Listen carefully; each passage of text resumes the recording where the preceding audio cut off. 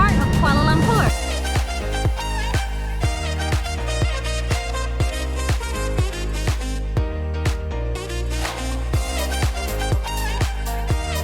Okay, this area is a tourist hotspot. There's so much shopping, so much to eat here. We're just gonna walk around today. We don't have any expectations. We're just kind of checking out what's different, what's new, what's exciting here. We're ready to eat and snack and explore. All right, so our first stop here in Bukit Bintang is Lot 10, a shopping mall with several floors with plenty of food options, a lot of great shopping, international and local, and just a really nice experience to walk through. Your first and second floors here at Lot 10 are devoted to shopping. On the ground here, got all these local jewelry and fashion designers, but it's the floors above that that get a little bit more exciting. The third floor is arcade floor, apparently. You've got all these arcade games or vending machine games. You've got an arcade over there and a whole basketball court here. That's pretty cool. So on the top floor here, you've got all these really pretty fancy restaurants. All look really good. It looks like some of them don't open till later though. It's funny, it's like a upscale fancy feel up here, but then it's like having courtside tickets at a restaurant. It's interesting. Little tiny sign here says there's a rooftop up here. Let's give it a shot. Wow. Oh, it's so peaceful up here. Yeah. Downstairs. Yeah, we went through this really fancy restaurant floor and then we passed, I think, 3 levels of parking garages. And our gut was saying, oh, there's nothing up here, but I said one more level. Just, we gotta go all the way. We can't just... Yeah. And look what we got. Very cute. Berjaya Times Square. Got a really cool condo over there. Oh, and the Merdeka. There's this cool little lunch area over here. No restaurant or anything, so it's just public area to come eat your food, and that's really great view.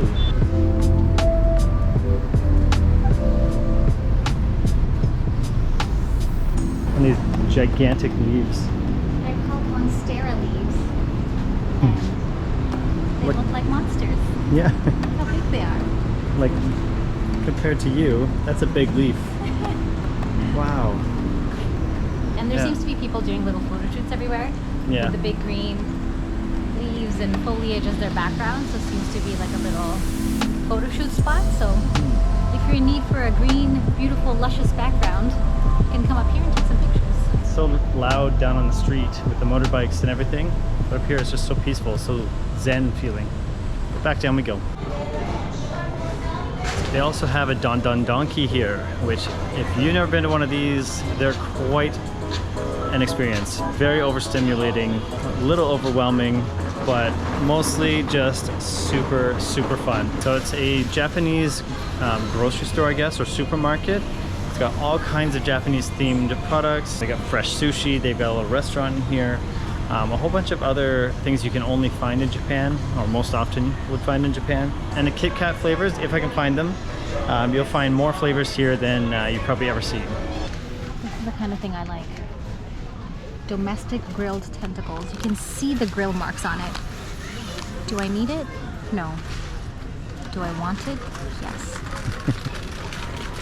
Okay, I found the Kit Kats. This whole wall is filled with Kit Kats of different flavors. So you've got matcha, hojicha tea, different types of strawberries even. There's cacao, got sakura, an orange flavor, even wasabi. The one I'm most intrigued about, Tokyo banana. In Thailand there is a vending machine that basically makes you drinks. It's called Taobin. And recently I tried the Tokyo banana flavor and I became obsessed with it. I'm not a banana flavor or really a coffee kind of guy, but that one I couldn't stop drinking it. So I'm really interested in that Tokyo banana Kit Kat. I wonder what it tastes like. I want everything. Let's go. That's the problem with this store, is you just want everything.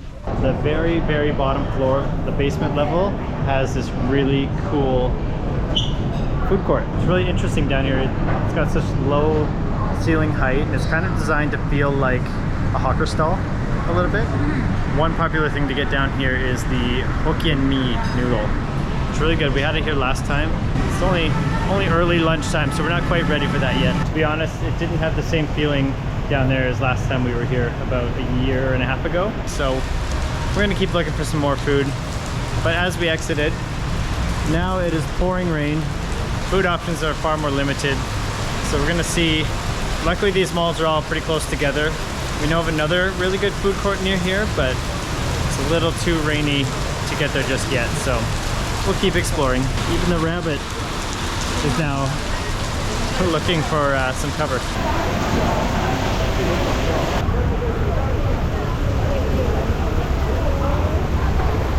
Go, go, go. We just made a mad dash through the rain to the next adjacent mall.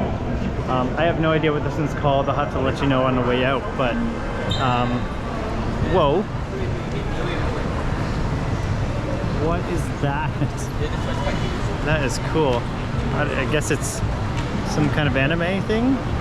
Attack of the Titan. Whoa. Apparently this mysterious mall has a lower ground floor restaurants and cafes. So let's say, whoa, this is interesting. We've been directed into a store and into an underpass to another mall. But I think we're getting closer to food. Okay, that mall was called Fahrenheit 88. We're off to Pavilion now. This place is great. The underpass here between the malls actually has far more food choices than that whole Fahrenheit 88 mall did. They are a bit more like fast foody though. There's a lot of like Nando's, KFC, Burger King, but options nonetheless. I didn't realize it was leading here. We came to this food court last time we were here, and there are so many options. I don't think I've ever seen a food court this big before. And I remember we struggled big time trying to find and choose a place. So I think we're in good hands now. And the saga continues. We kept walking because we saw the ads for that food atrium, and it's cool too. Look at this like cool aesthetic. I love these chairs. Fishball, Thai. This place is very cute.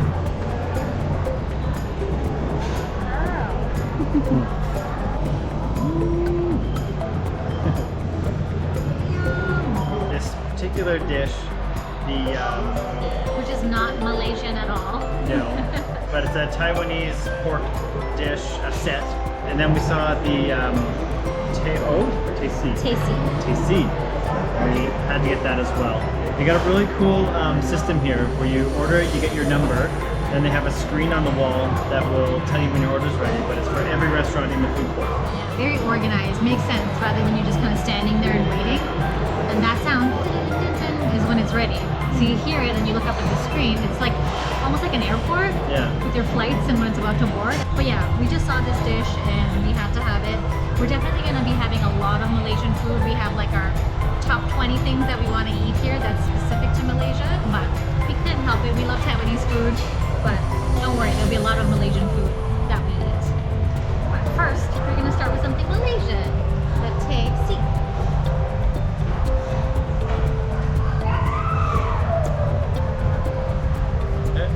Delicious. I love sweet milk tea, especially when they make it fresh. It's not teh tarik, but it's still really yummy. Yeah, I can get right into that. It's almost comforting. That like tea flavor obviously makes it feel cozy and comfortable. But yeah, especially on this rainy day, I know most people will probably have like hot drinks or soups and stuff, and then we're like, cold milk tea, so cozy. So it comes in 6 pieces. So there's a fried pork chop. We wanted the fried like popcorn chicken, but they were sold out. Kelp seaweed soup, which is really good. Braised pork on rice. There's an egg with it, and some sambal, and a cucumber as well. It could be braised beef though. Maybe it's not pork. I'm not sure, but it looks delicious. Braised meat. Braised meat. This bite looks phenomenal.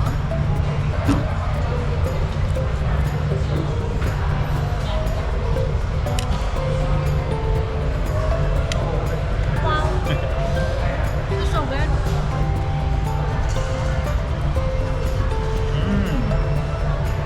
Wow. This sauce on this rice portion just hits you immediately. It's like salty, meaty broth. It's almost like a broth on top of the rice. I'm gonna put some of the, I think it's anchovy sambal.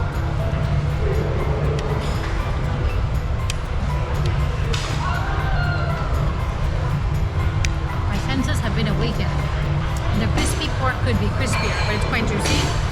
And something's really salty. I don't know if it's the anchovy sambal, probably. But it's really good. But this braised beef is the one. Yeah, that's the winner for sure. The sambal's very good. Quite like that. Got a nice, salty spice to it. We're gonna probably finish this and then see where we're at, if we need more food or if we get like a snack or something different. I don't know. Stay tuned. It's very quiet compared to the other food courts. I'm glad we found this little spot. And then this place, Oriental Kopi. This place looks busy. Look at this additional seating area and the drinks and the food and everything looks so good there. So we're probably gonna go back there when it's not as busy. We asked when it's not busy. They said between 3 and 5. So we shall return, I think, to have a meal there because that looked really good. Look at the size of the squid in this dish. Yeah, we're super full from that meal, but we're just in this other Food Republic, it's called, the giant food court. We're doing research, preliminary research for what we're gonna eat next time if we come back. Right. So we don't have to decide on a hungry stomach. Some of the options in here, they're so big. Like some of those squids back there, I don't know what the price was, but I've never seen something that big in a food court. And I love these. You grab a bowl, you just pick out all the things you want, and they'll boil them up for you into a little soup or a big soup, depending on what you pick. All you Thai followers, you'll see why we're crying over that. Jod fairs. We miss you. Oh man, yeah, we're definitely gonna come back to this food court though, because it looks really good. While we're in Pavilion Mall, we're gonna see what it's all about. Oh, That's pretty. oh, that's pretty. Oh, this is cool. The rain has stopped. Looks like it just stopped. Look at these buildings.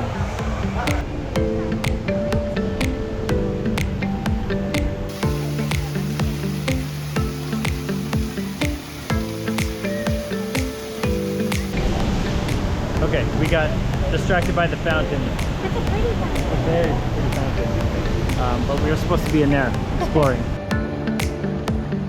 So what I know of Pavilion Mall is it's more of an upscale, high-end mall. It's got a lot of your really luxe brands, but attached to it is this really cool like walking promenade area here that's got all these cool restaurants and little cafes and little snacky bites and stuff. It's really pretty. And it's also really big. It feels like it's fancy, but not out of the budget fancy. Okay, we decided to work our way from the top down. So we went all the way up and look at this cinema. That is so cool. I love that design.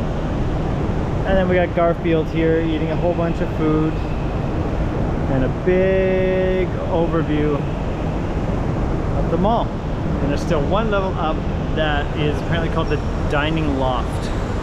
There's so much food in this area. We could spend our entire time in KL eating at this mall alone. Like there's enough restaurants. She was halfway through a thought and she smelled some food. She lost track. Look at the design of these restaurants though. Like, what is this? I think it's just like a hot pot or sizzling plates or something, but it looks like a spaceship.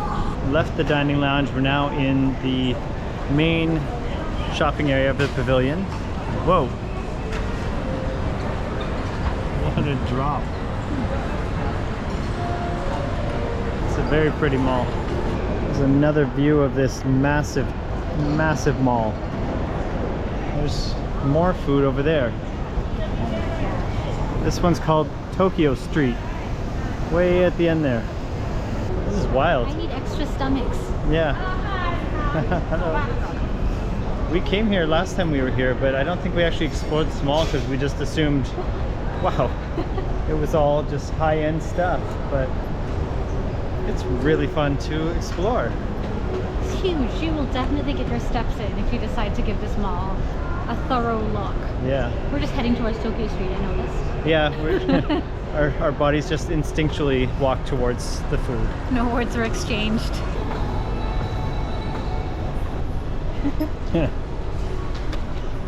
Okay, it's not food like we thought it was going to be. It's a lot more just Japanese handicrafts and fashion. Shucks. Okay, just to give you some idea of how big this mall is and how many stores there are, look at the directory.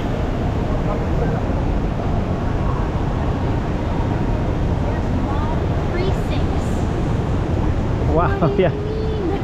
It's so big, it's sorted into like precincts and wings. Oh my gosh. 10 floors. Look how long.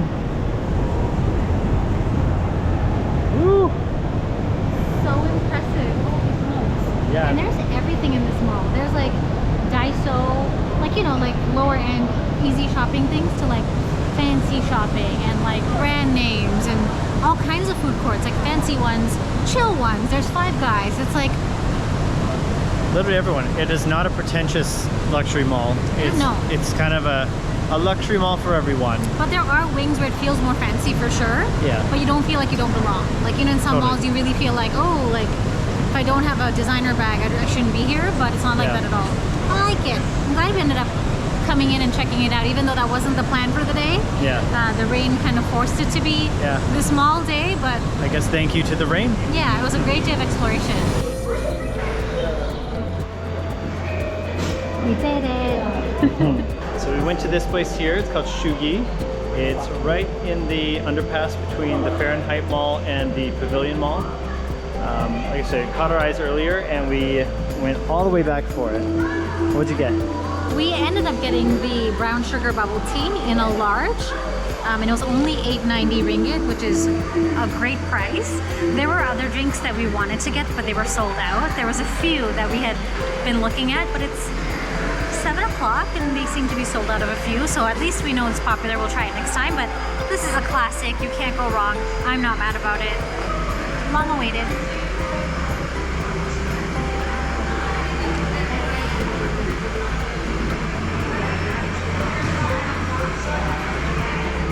Good one.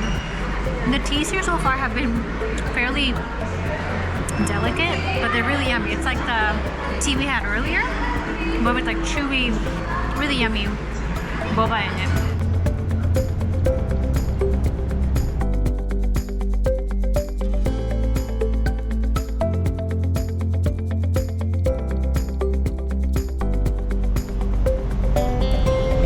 So the street definitely comes to life at nighttime. We thought it was a bit busy in the day, but yeah, at night the lights all come on and the people come out and the stores start opening up. There's lots of shops all along here selling you know, souvenirs, clothing, luggage sets. It's really pretty and very vibrant for sure. They had a lineup back there for this restaurant that was selling Chinese beef roti. I've never heard of it. Have you heard of it? No. No? But I'm gonna find out, because with a lineup like that during the day and night, we have to try it. Yeah, it had a long lineup in the daylight and then at night it completely doubles. Yeah, I mean, I would line up right now too, because it's when we not looked hot. at it, it looked so good. Smelled it too. Yeah, so we're adding that one to the list. Well, we wanted to show you a cool place. When we came here last, this whole area was like packed full of restaurants and people having fun. I would think it was during like World Cup or something. Yeah, there was like soccer matches and things that people were like watching, so it seemed really lively and really fun. Yeah. But it's a little sad now, unfortunately. Not super exciting now. BB Park. Yeah. I hope you're okay. Yeah. Yeah, I didn't really want to end the video like that, but we're super tired. Yeah, if you enjoyed our content, I know it was a slower one, a quieter day, but more exciting stuff coming up, so please subscribe. And we'll see you on the next one. Bye.